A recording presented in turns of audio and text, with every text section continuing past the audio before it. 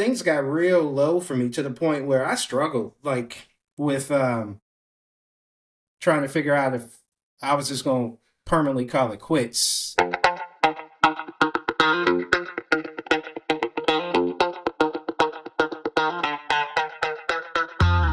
Welcome back to another episode of Daddy Issues. Our guest today is going to introduce himself and tell us a little bit about his story.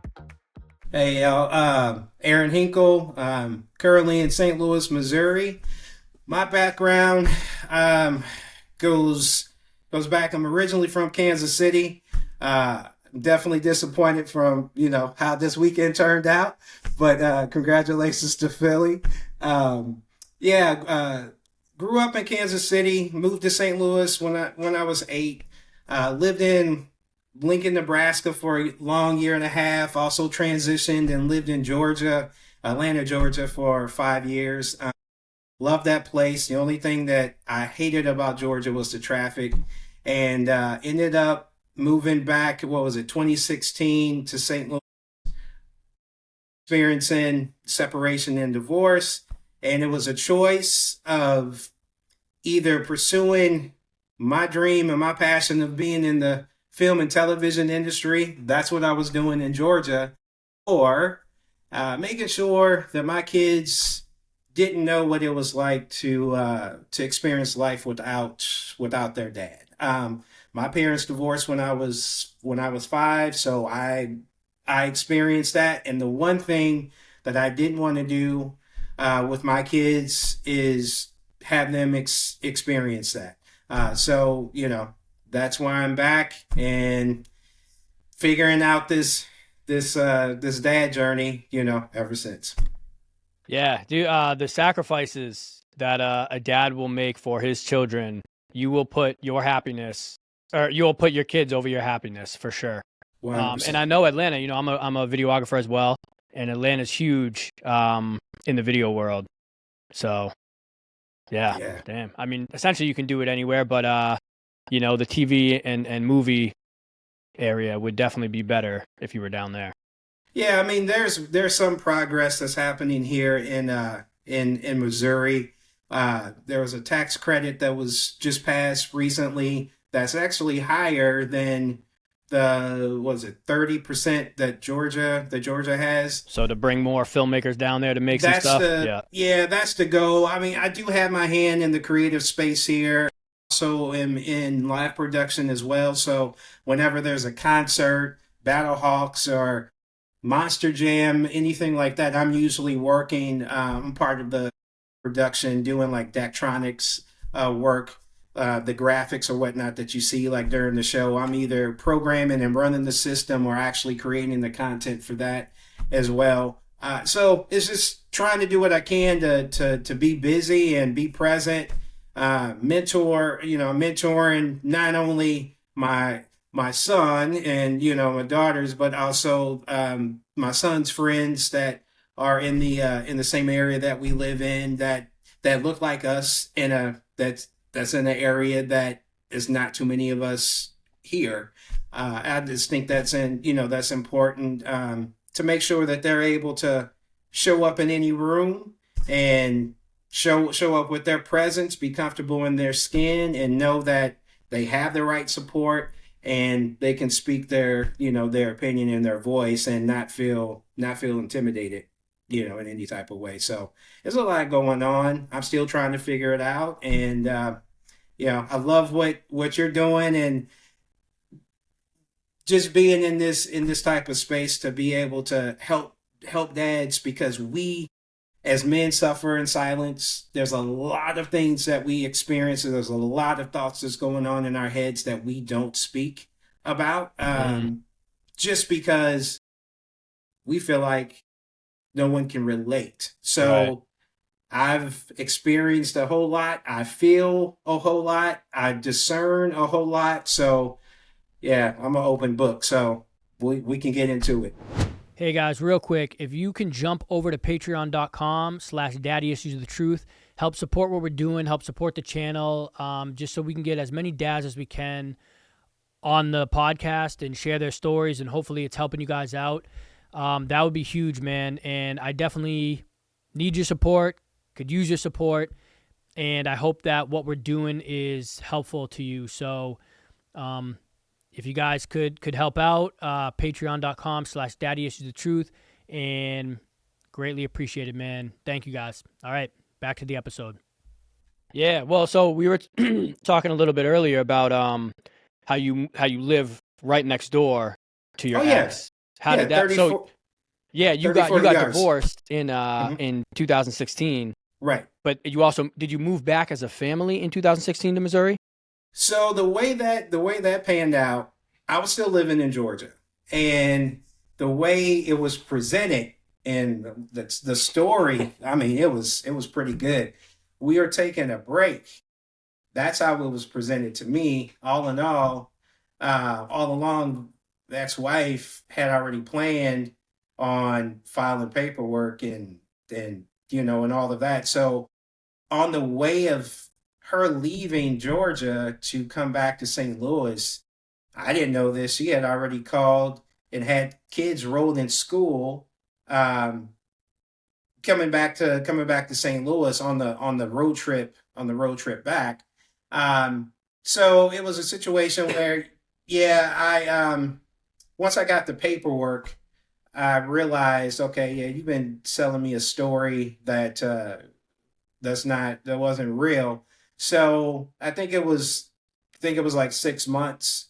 I ended up coming back to St. Louis, and the main reason why I came back was to fight for my family. Um, yeah, she was a situation where she was already. I'm finding out for my kids. She's already seeing other people, and Mm. I'm like, that's wild. Like, you doing this in front of the kids. Yeah. And so one thing led to another. Uh, she filed 3 different times before we actually went to court. The other 2 times she did it after, and this is me again trying to fight for my family. She did it like she would file and then stop because she would need help. She needed help. Like, Mm. okay, I'm gonna file. Well, then I'm gonna stop it. That way you can help me move. Or I'm gonna file. I'm gonna stop it. That way you can help me with something else. And so, yeah, I think the last time that I actually got paperwork, because I was trying to figure things out from a financial standpoint. So I was living with family at the time. Yeah, I think I got paperwork. It was right around Thanksgiving. I think it might have been like a day or two before like Thanksgiving. And then by that time, I was like, okay, I've shown up. I've Mm. done pretty much everything that I can. Like, you're gonna have to find out for yourself. As much as you're trying to replace me, as you're dating and whatever, you're gonna have to find out. Like, there's not anybody like me and that's gonna be intentional and love you. And so you you got your friends and you got your family kind of like in your ear saying this and saying that, but you're gonna have to find out the grass isn't greener. Yep. And fast forward to now, those same friends that was in her ear, she don't even talk to them anymore. Right. Like, And that's one of the worst things when if you're in a relationship and you get into an argument, men do not run to their friends and start yapping about it and talking bad. They just keep it to themselves. Women will run to their friends, get the advice. It's terrible advice because their friends are probably single and whatever, and just talking shit. And then it's like then right. you reconnect with your man or whatever it might be. And now you know what I mean? Like it's just always it's the worst thing somebody can do. And Yep. I'm so glad that you said that because I always think it. I'm like, that's just the dumbest thing people can do. And so that's what she's irritated about, like, currently, is the Yeah. fact that no matter who she's dealing with,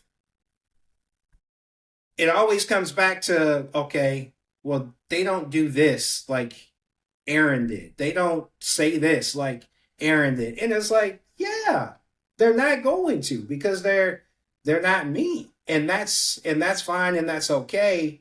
And I mean, I'm at a point where I've completely like moved on. And anytime that she, anytime that I'm dating somebody, like we're minding our own business, and you could just see like the venom like in her face. Like it's like this didn't have to be, but Yeah.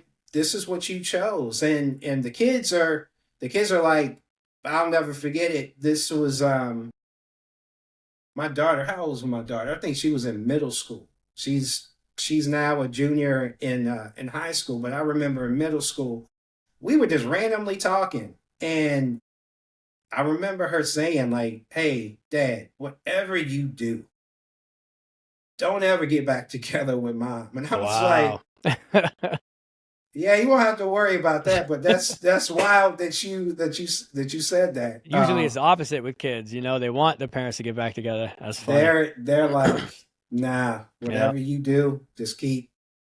You're good, Dad. Like it's peace, like at home when we're with you, and yeah, just keep going that route." And I live a very transparent life. Like if I'm trying to figure stuff out, if I'm you know dealing with something, we have like conversations, about it within reason, within their age level. But that's the thing that I do to help them understand, hey, you do not have to feel like you have to carry all of this stuff on the inside.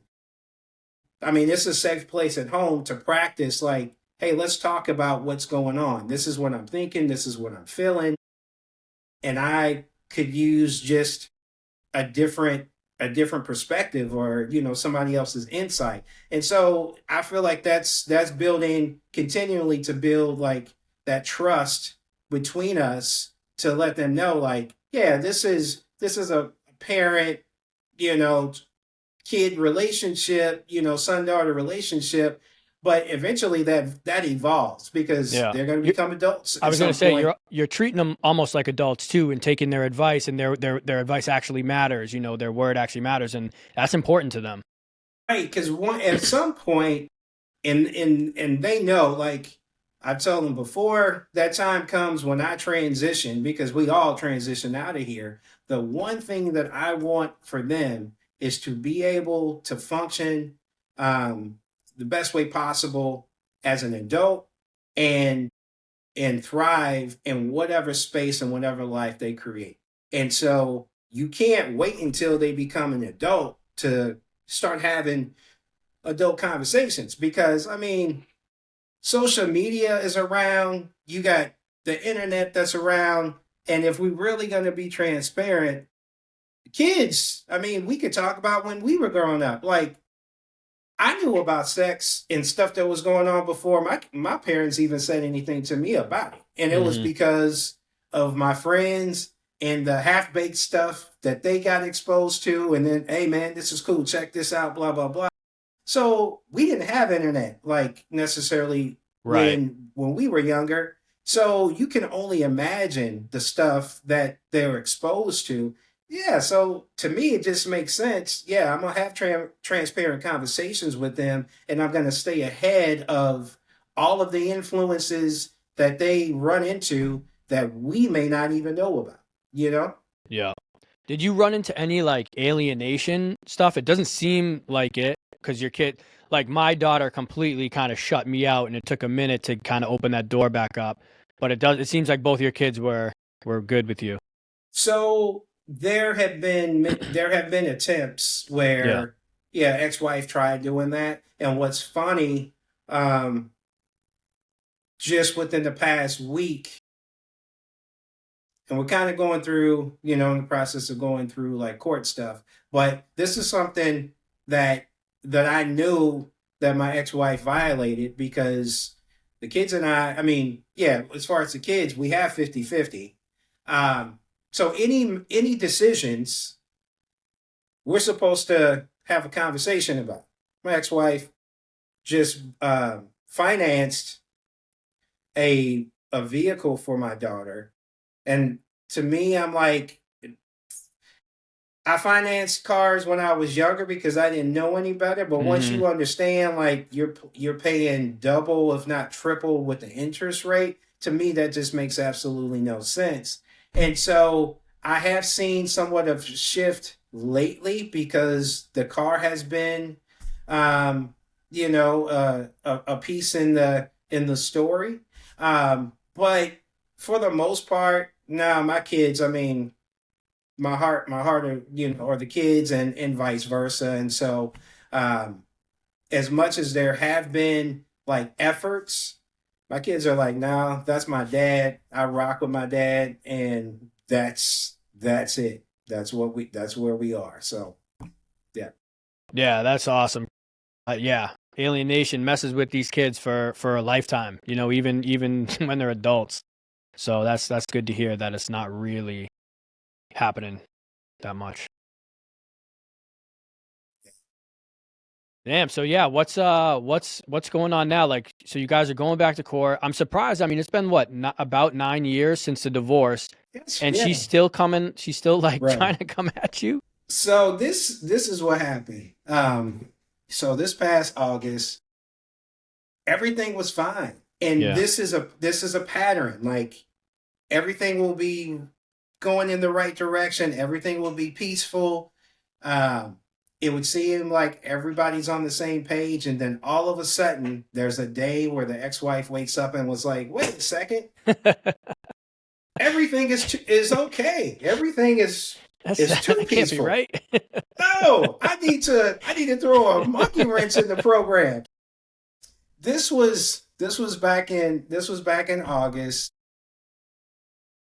Yeah, man, she tried to, and I'll kind of get into it. Like my daughter suffers from time to time from like depression.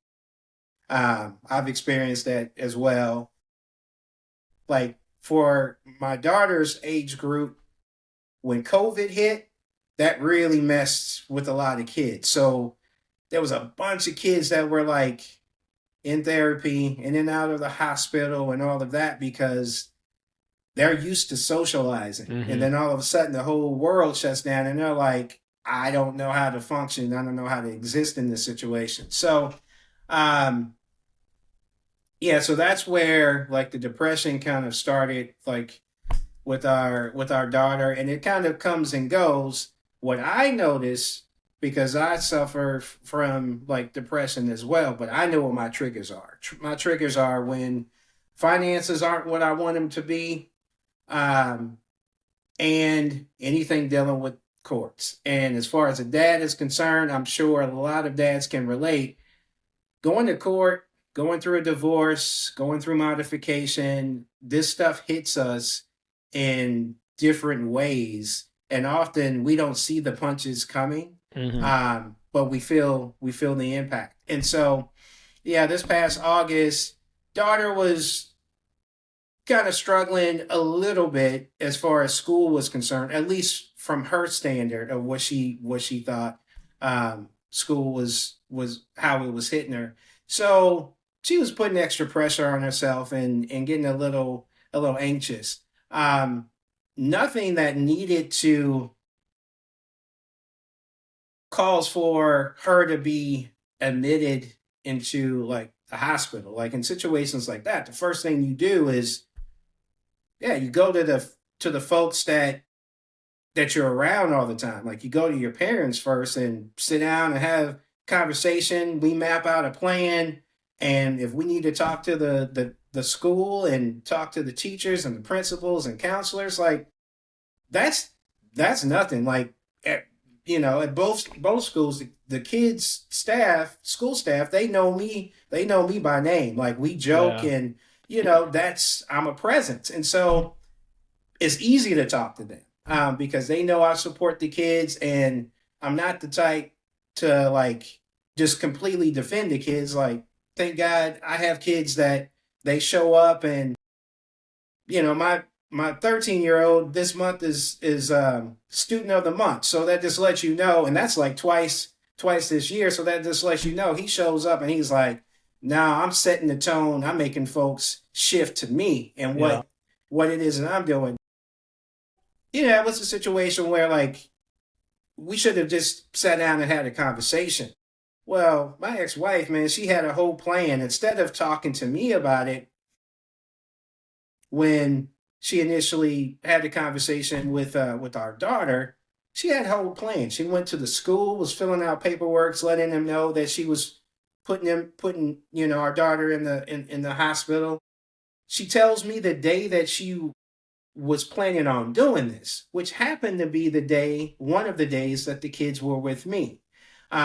Because with the 50-50, they're with her Monday and Tuesday, with me Wednesday and Thursday, and then we alternate weekends. So this was on a Thursday. And the yard that splits us from where we live, she came over after school when I had picked up our son and wanted to trying to flirt, like, and I just immediately knew, like, we are not on that level. So I'm already smelling like, okay, something is up. My son had basketball practice that night. She hadn't been to a basketball practice, but this particular night, she wanted to go. And when she said that, I just kind of laughed and I was like, okay, what are you up to? Like, just say it, like, because it nothing that you're saying and nothing that you're doing right now feels right. Right. So what are you up to? And so it ended up taking, man, until the end of like practice to uncover what was going on. Yeah, my daughter was dealing with some stuff. um and I asked her, like, now, like, your mom kind of has the MO of like running off with the races with like these half-baked ideas. And here I'm going to sit down and talk to you and make sure whatever we come up with is something that you're comfortable with first.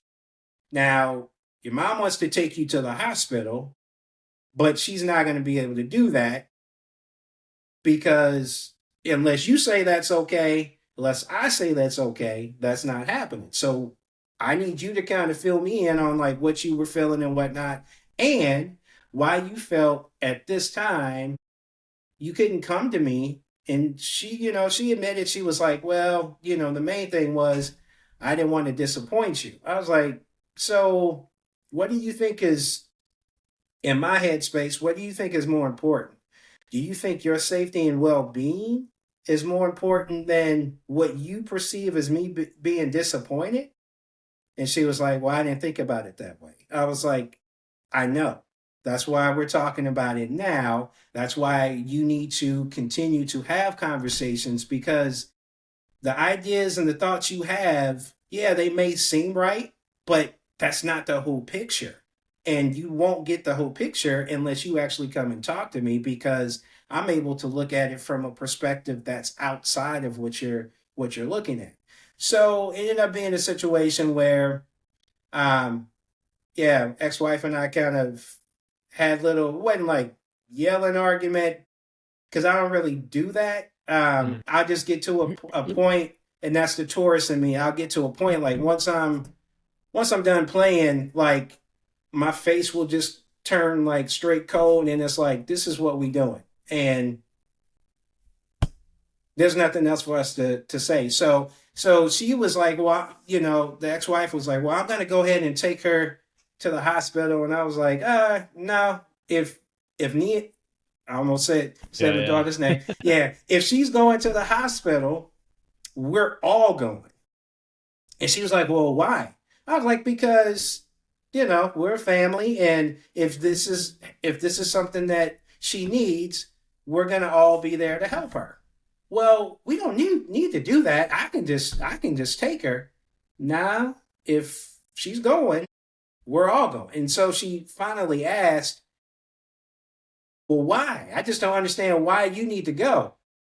I almost said it again. So my daughter kind of like, she kind of like did this and kind of looked at me. We looked at each other, and then I turned and looked at my ex-wife, and I was like, we're all going because I'm her father, and I have an equal say in whatever is in the best interest for her. So we're all going. yeah, that's great, and it's just like I love how you said with the school how they know you You're very Man. involved with the school, and it's like a lot of dads in the beginning, when you're still together, the mom kind of does the school thing if the dad's working, and that was my situation. And then you have to learn. It's like, well, I got to go to these school things to learn the teachers, understand what's going on, and that's great that you're doing that. And what how it's panned out, because I didn't have anyone like tell me that. Yeah. I just felt like in every situation I just need to be there. I need to make sure I know what's going on. But it's funny, definitely far removed from like the church scene or whatnot, but there's principals, superintendents that I used to go to church camp with in this Mm. school district. So that's kind of another thing that kind of, because they knew me like when we were kids. They know me now. Not much has changed other than I don't have the high top kid and play box that I had back in the day. But like they know, and they're like, okay, yeah, whenever I see Aaron, I know what he's about. I know his kids, like his kids are like solid. So he's good, he's there. And there's been times where we've had parent teachers conferences, and yeah, mom didn't show up. It could have been because she wasn't feeling well. It could have been for, other reasons. But when there's something going on with them, at the end of the day, I'm showing up. I'm going to be there. And if I can't make it, I tell them way in advance Hmm. so they know, like, it's not a situation where they're thinking dad forgot. No, dad's in pretty intentional. If I showed you my calendar, somebody told me yesterday, they looked at my calendar, they was like, yeah, that's pretty impressive. And then they asked, do you have OCD? I was like, no, I don't. I just like having stuff on my calendar. They were like, no, just based off of your calendar, I think you have OCD, because that's crazy. You got stuff color coded and everything. I was like, it's what I do. I love it. No, that's Yeah. just great because it's like when I do the same at school with my kids, and there was probably only like five dads that would be Mm. picking up their kids or whatever. I mean, I had the luxury of going an hour, or like I would, because the school lines and all that sucked, so I would always go like an hour early and just wait in the parking lot for my kids. But I picked up my kids every single day that it was my day, but you don't see a lot of dads doing that. So I think that's really cool. Like you're very active in your kids' lives. And to that, like, it's funny because there's some friends of my sons where, like, depending on what's going on with like their dads, we live maybe a couple blocks down from each other, whatever the case may be. So there's nothing. It's nothing for like some of my son's friends to be like, hey, you mind dropping me off? Can I get a ride from you? I'm like, you already know what the answer is going to Yeah, be. I Let's do let's that roll. I do that every single time I Right. pick them up. Yeah. So. That's awesome. That's so cool. So yeah, so your oldest is 17 and your Mm-hmm. youngest is 13. Yep. Yeah. So couple like middle school. So I mean, shoot, yeah, my daughter's turning 15 Valentine's Day, and then my youngest Mm. is 12 now. So Okay. it's crazy to see, my oldest is in high school as a freshman, and I'm just like, damn, time flies by. I wish they were still babies again. But Man, and yeah, and it's a situation where my youngest, it just this just started probably within the last few weeks. We have a competition now because we work out together, at a local gym, and that's kind of like our bonding time. My daughter will go, but she wants to do her own workouts and yeah, whatnot. Um, but my son and I have like this competition, and I think we have to kind of figure it out. I think the deadline is the beginning of summer. Um, who's going to have the best abs? You know what I'm yeah. saying, between the two of us, because this dude's walking around like posing like in the mirror and like in the living room. I'm watching something on TV, and he'll come up and like, stand by me like, Dad, look, look, Dude. Ah, that's so I'm getting awesome. cut up. It's gonna Yeah. be a problem next year. I'm like, this dude. So yeah, so I mean, it's fun times, just being able to just to see how the relationships that we have, how they're strong, but then they go in different directions. Like the conversations um, go from kid conversations to conversations on their level. They're able to talk about things that they're thinking about and processing, things that actually affect them. And it's just good to one, be able to speak into their existence, but then also play this dance or be in this dance where, and what helps I think keep me at a young age mentally, and even from a spiritual standpoint, I'm able to see life and see existence through their perspective and through their eyes. And so there's that good balance where it's not just, hey, I'm your parent, do as I say, not as I do. There's sometimes where I'm like, hey, I don't have time to explain this to you. This is what I need you to do, and I need you to do it now.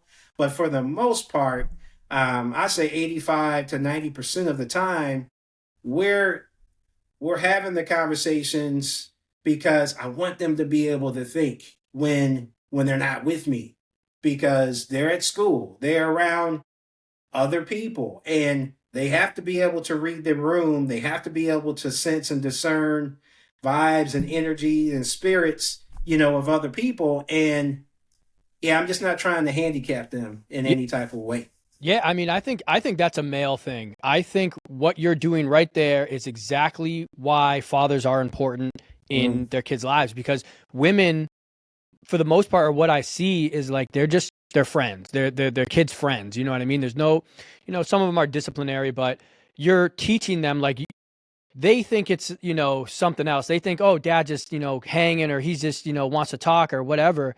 But in the back of your mind is like, this is a longer term thing. Like, I want them to understand, read the room when you go into yep, certain situations. This is what it is, and yeah, I just think that's such a male. This is why fathers are important in their kids' life. yep, Yeah, 100%, 100%. that's great. Yeah. Well, I want to ask you, if you could give some advice to any dads out there, what would it be? Um.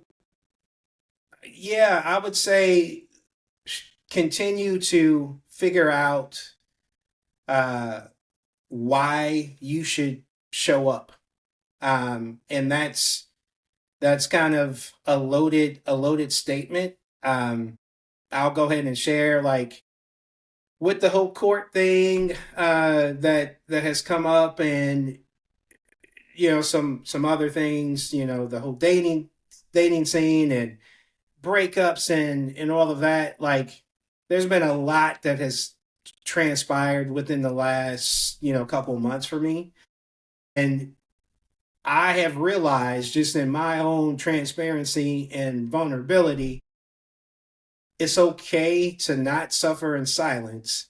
And it's okay to speak up when the weight of being a man, the weight of being a dad is heavy, to where there's some days you can't see clear and you can't see your way out of what appears to be, um, problems or issues that are just, they appear to be too enormous to manage. So there have been situations where, like, within the past, couple months, I struggled with, like, depression. I struggled with even figuring out if it makes sense to continue to fight another day, or just throw in the towel.